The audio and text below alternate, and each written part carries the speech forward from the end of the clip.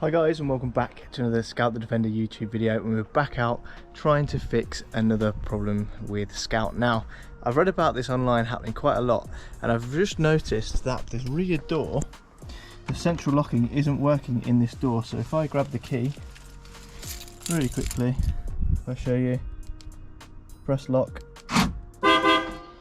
there's the beep, and unlock it. This pin is not going down. So I've read there's a few little wires in here which obviously control the central locking that can sometimes fray, especially as the grommet there is bending. So we're going to have a little investigate of that and see if we can fix the problem. Take the window crank off first.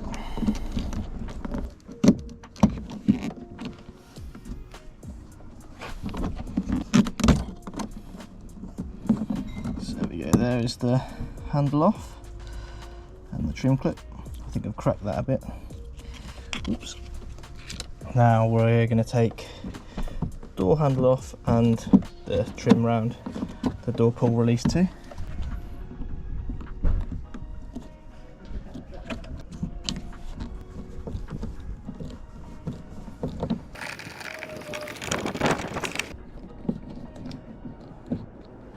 Right, door handle off. Next is there's a screw just behind here. Need to take out too.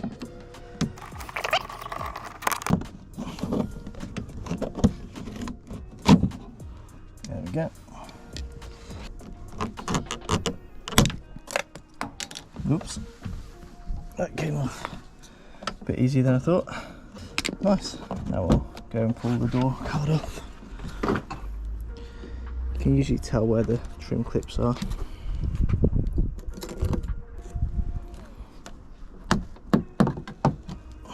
Right, so if I have a look at this, it looks like the mechanism is all fine, so I'm hoping it is just the electrics.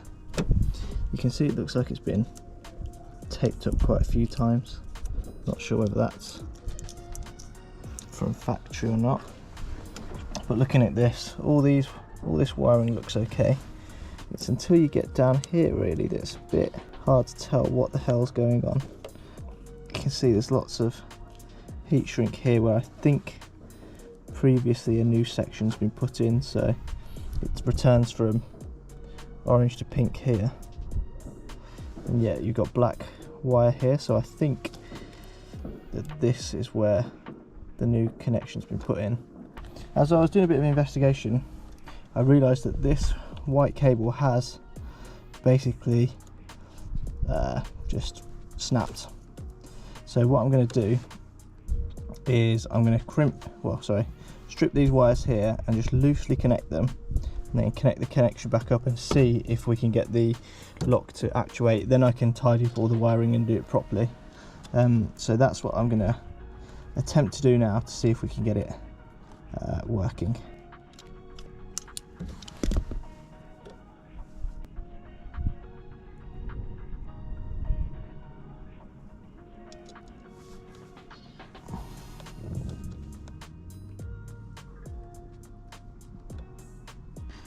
Right, so that's connected up.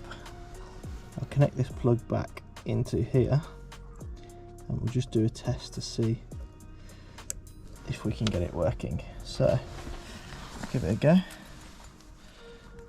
Hey, it works. So that's fixed. So what I need to do now, run the cables through the grommet, and then I'll need to obviously solder this back up. Plan is I'm going to get some, I think this is 1.5mm wire. I'm only going to just fix this one side because this side is kind of been fixed numerous times by the looks of it, so I don't want to go on picking any of that. So I'll get a new piece of 1.5mm wire, we'll connect it on this side, we'll run it through the grommet, then once that's connected we can heat shrink it all up and then it'll be a really neat job. Got to get to Amazon and order some 1.5mm wire for this. Okay, so I've not got the right colour of wire, annoyingly, just for my OCD, but we do have this yellow wire which will work the same, so that's the same gauge. So I'll cut a piece, we'll connect it to this end first, run it down through the grommet, and then we'll connect it back up to this cable here. As I said before, there's been a few repairs in the past that look a bit dodgy, so I might just have a little look at those as well, see if they're worth doing again too. So I'll just cut a piece of length now, and then we can join it all up. One other thing to mention, I'm having to use these heat solder butts, only because I live down on a street and I can't ever get any power down here, so I can't use my soldering iron. So we'll see how this goes, and if not, I may have to default to doing it another day when I can get power down to do my soldering. But we'll see if this works. These are all really easy if you've never used them before. You just put one end through first.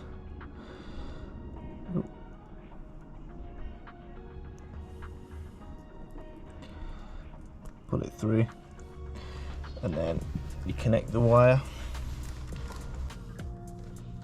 So let's twist those together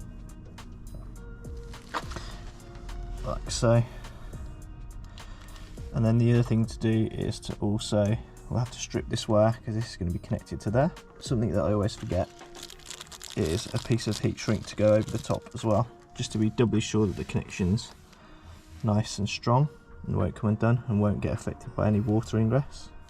So slide on the bit of heat shrink, which will go over the top of the heat shrink butt connector.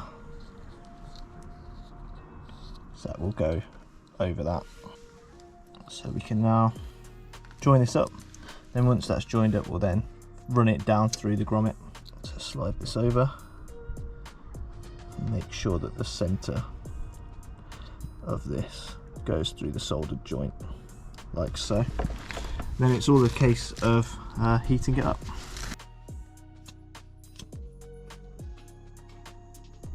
There we go, that feels like a really strong connection, and you can see that solder's melted through. Over the top of that then, we'll put the heat shrink. I'll wait to do that until the very end, just so I know it all works. So now we'll feed this wire down through the grommet. This is always a bit of a pain to do. Right, after a bit of jiggery pokery, we've now got that yellow wire running down and through the grommet, and these obviously will all tuck into here once we can tighten it all up. So now it's time to clean this wire off, and we'll attach it to here. So again, I'll put the heat shrink protection on first, because I always forget that.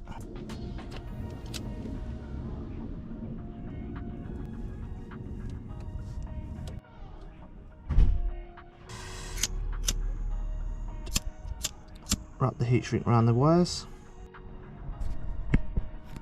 Alright, so that's all connected up. It's all nice and neatly attached. So I'll hook this back in. And this goes into here. These grommets are always a bit of a pain. So there we go, that's that grommet in. Now we'll do the same here. So there we go, that's the grommet in. And now we can put the rest of the door card on and all of the fixings, and that should be fixed.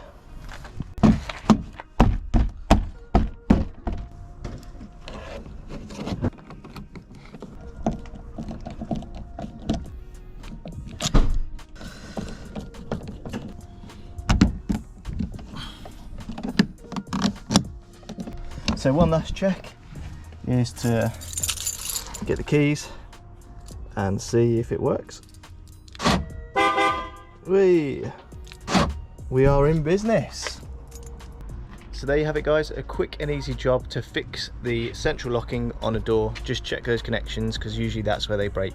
I hope that was a really helpful video, so be sure to subscribe and give the video a like, and I'll see you in the next video.